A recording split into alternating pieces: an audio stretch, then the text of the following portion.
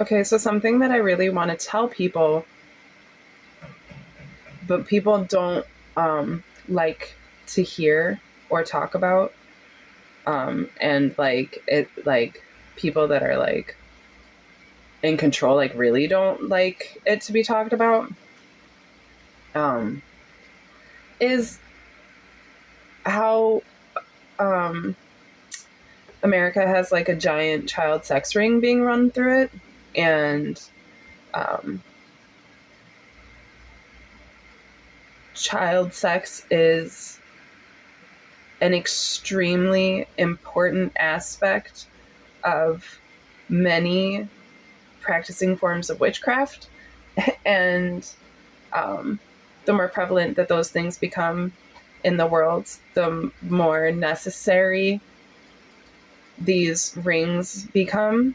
And so the more prevalent they become, and the more easier access they become, and the more intertwined into our everyday society they become, and um, the more that uh, the concepts that these things are ultimately acceptable become uh, I guess they become I didn't finish that sentence. The more that those concepts become accepted, right?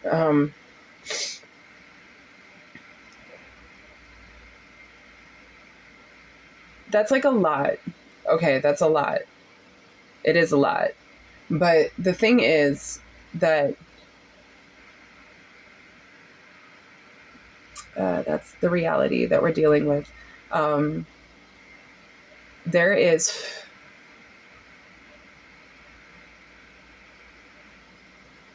an alarming amount of predators. And they're not predators because they're sexually attracted to children. It's not just some natural, oh, like, this is my gender identity that I happen to be attracted to children. That's not what we're talking about. There's very few people that is an issue for. I assume that it's becoming a larger thing. I assume it's actually probably always been pretty consistently as much people, as far as that's concerned. I imagine that's always been, there are people that's a natural thing for them for.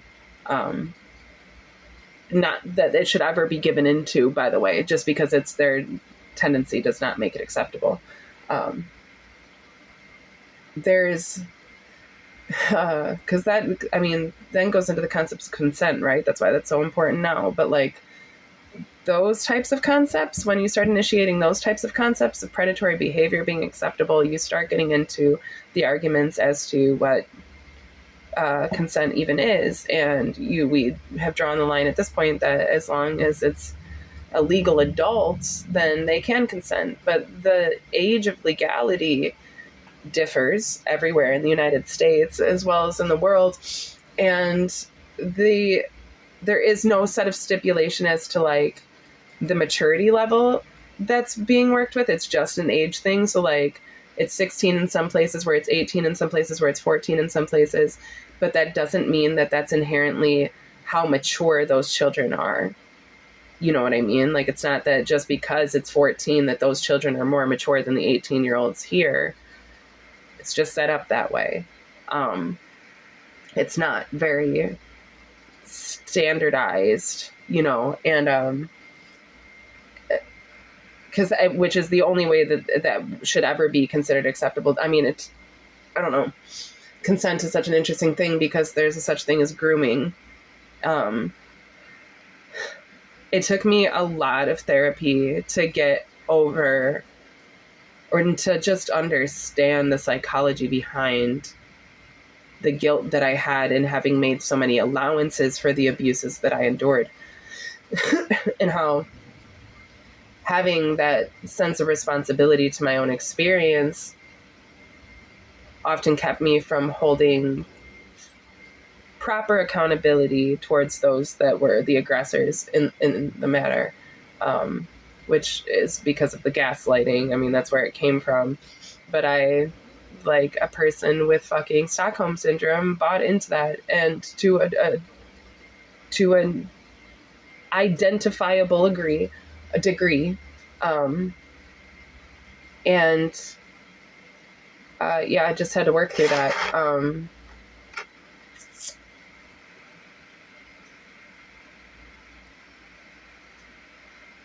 I was trained to recognize this behavior, this kind of behavior, predatory behavior, and I was trained equally to make allowances for it, and I was trained equally to make to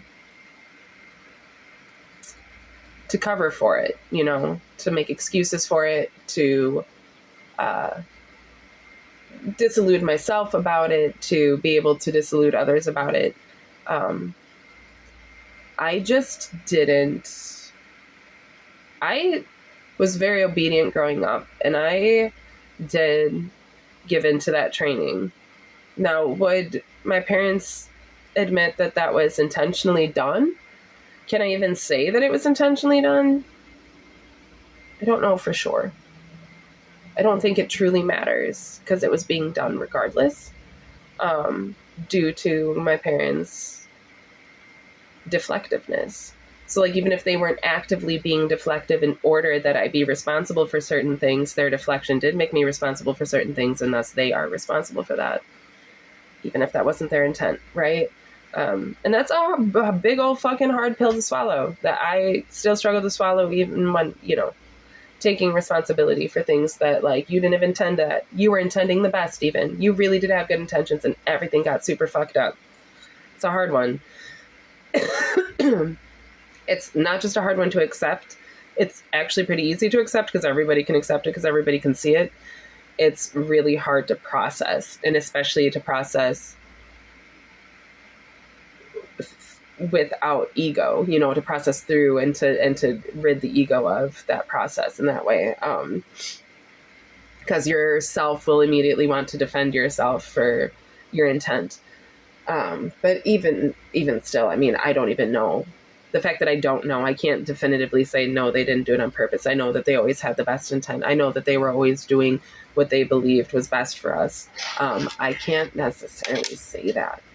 And that would probably really hurt their feelings,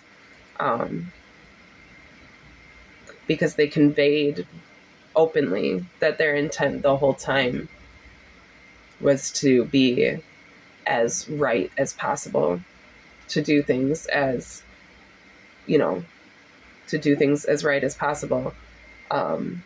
It's just my parents are, in my opinion, I mean, they're, it's not just my opinion, it's in effect, but they're,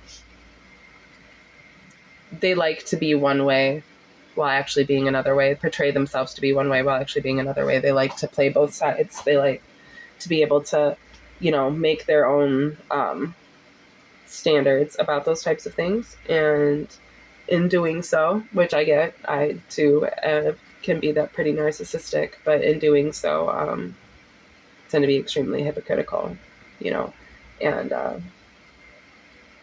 like I said, it's not like it's not a natural thing for me either, but it's not, things that are natural tendencies for me aren't things that I naturally tend towards.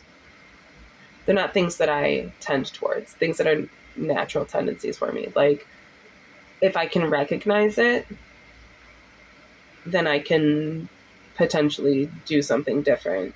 And I'm generally willing to recognize everything as much as possible. You know, I don't try to hide from myself, especially.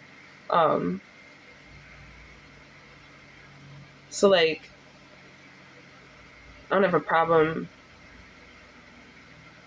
admitting that I'm certain ways or accepting that I'm certain ways, you know, and then trying to work through it and admitting that, like, it's often a process.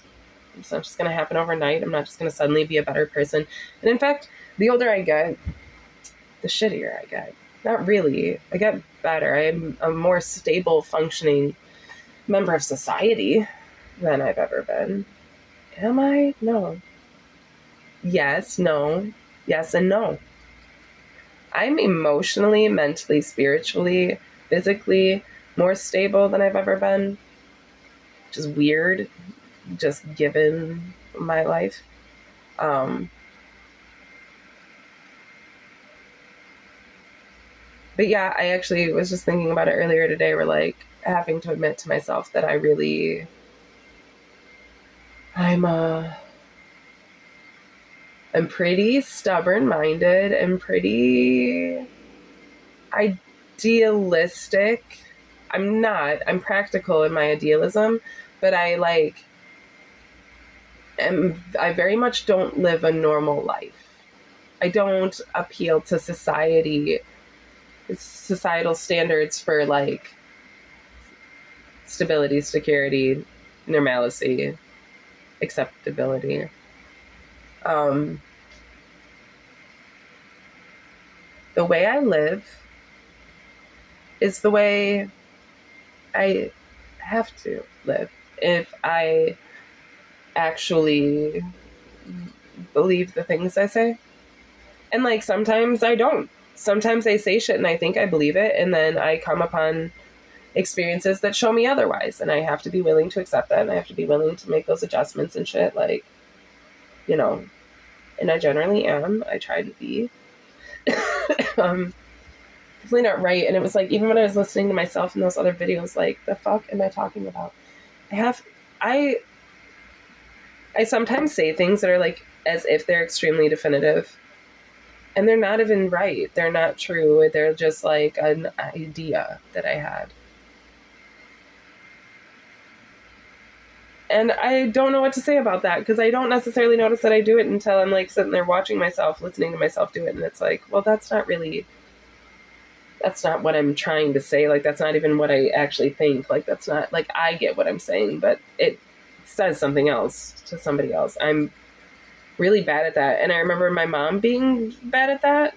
And I held it against her all the time. So I'm going to have to figure it out too. You know, the same accountability that I would hold her to. Like, yeah, how the fuck do you figure that out?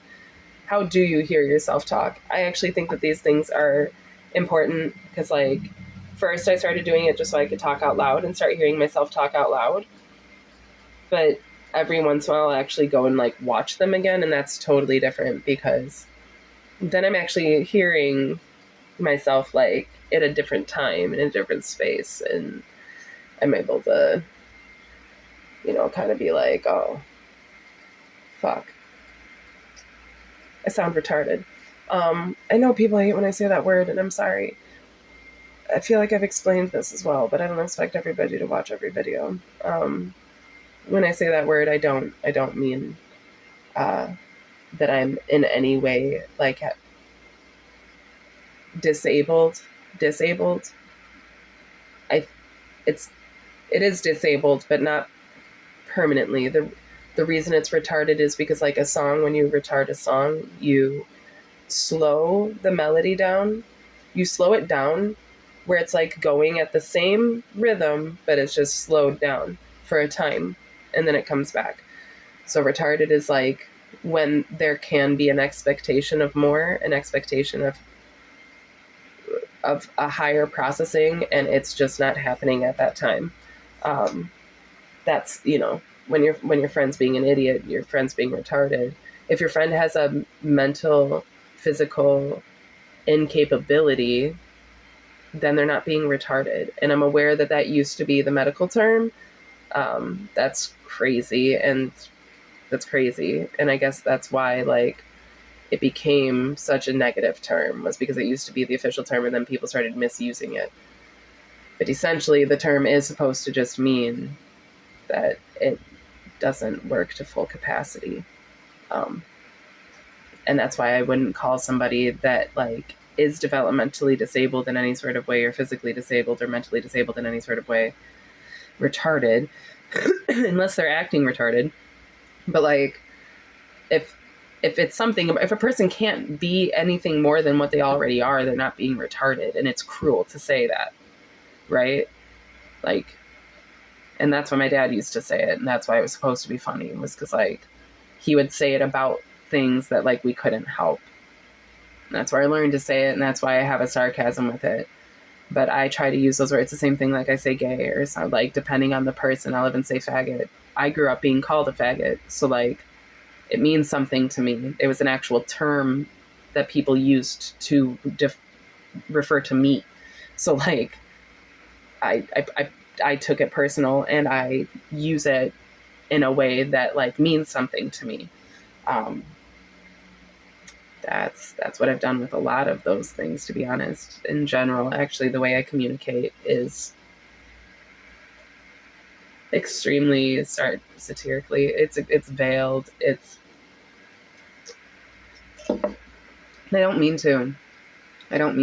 I try to communicate as openly and genuinely as possible too, but it just comes out. So many things, like, so many times I'll say things and, like, I'm saying what I mean, but then I'll hear it, like, especially, like, in songs that I've said, whatever, like, I meant it when I said it, and it meant something to me then, but then years later, it'll, like, mean even more.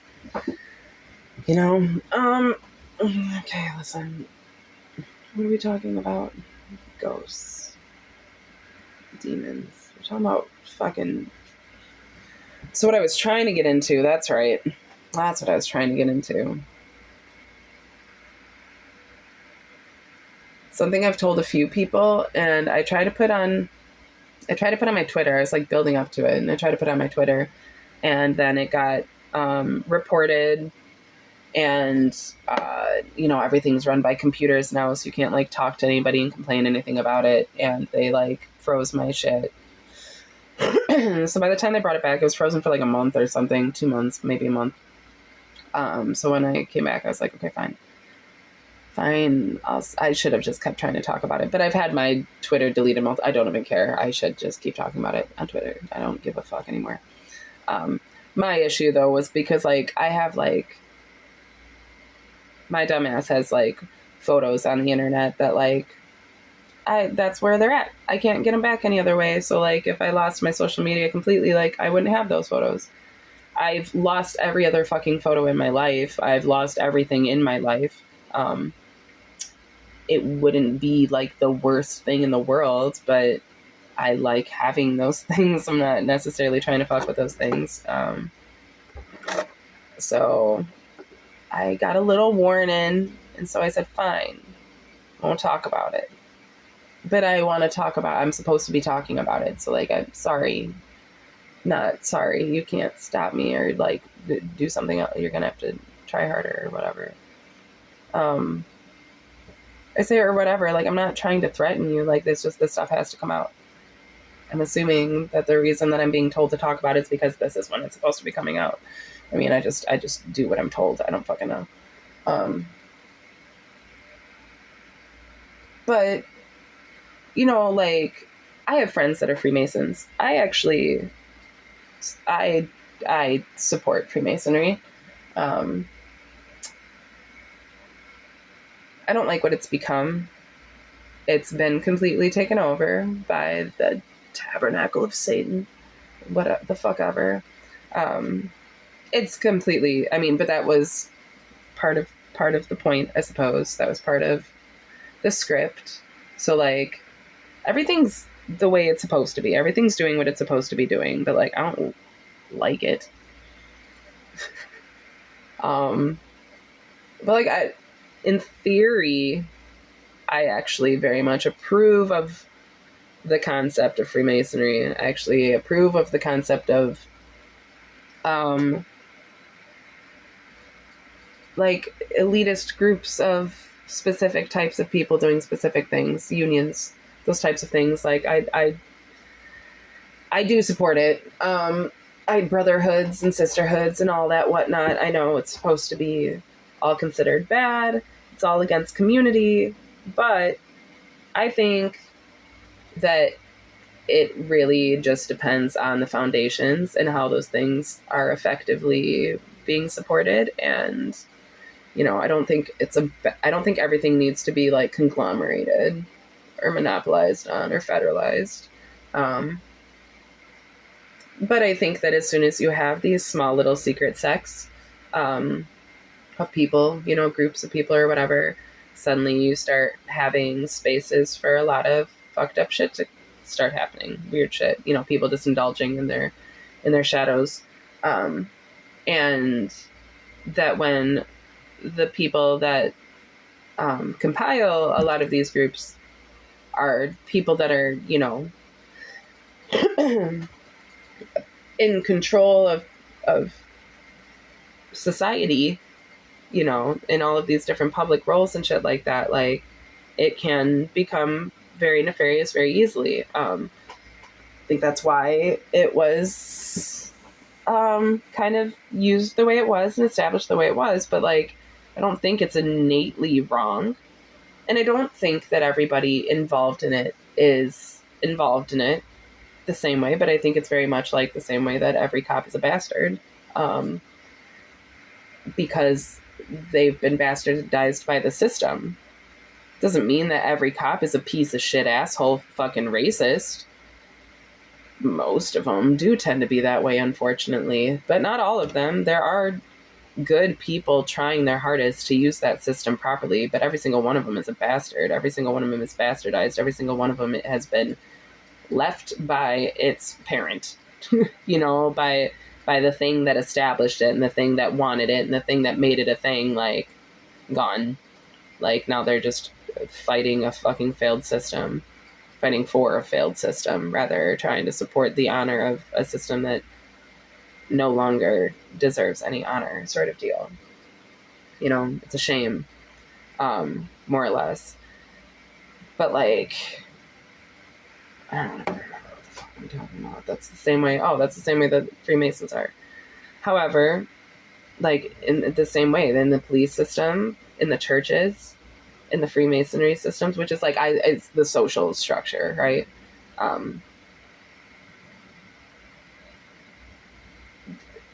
It's all being used intentionally as a tool to conduct these energetic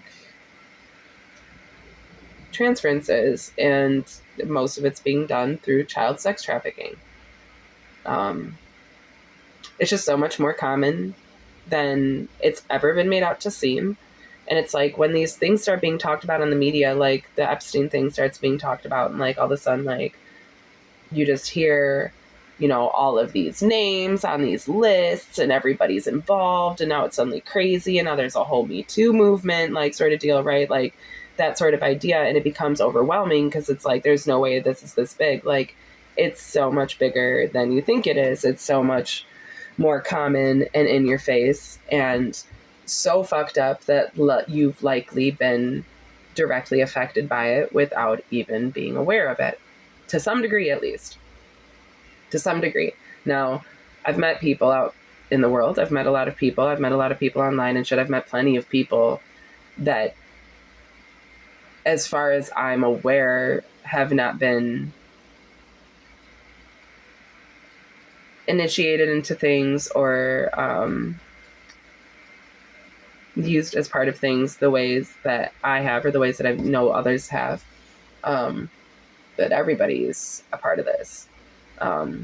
Is how it works. This is an extremely involved system, and the reason that it's so involved and that it's so big, again, isn't because there's just so many people attracted to children because kids are so sexy. Like it's not in that realm whatsoever. It's because energy works a certain way, and there are so many beings in this existence seeking a sort of control, a sort of power through certain means in order to claim their power, you know, for a time. And it's supposed to happen. I mean, that's what's fucked up and crazy, but like it's part of the balance is that this stuff happens. But like how it works very often and very easily is that these groups, the people affiliated with these things, it's not hard to get people affiliated with these things. We're talking about energy transference. All you have to do is offer a family that is struggling to pay their bills an extra $5,000 for a night for just 3 to 5 hours with their kid that the kid won't even ever remember. They'll be drugged up.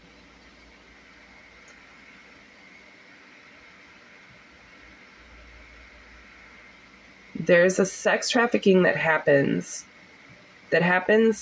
in our neighborhood homes, that happens behind closed doors, through our kids' phones, through our kids' TVs and computers, through family dynamics, through social settings. I mean, it doesn't even have to be the parents. It can happen at schools. Like, it's really, really fucked up. And what's fucked up is how accessible it is and how easy it is and how money can run everything. And it doesn't matter if,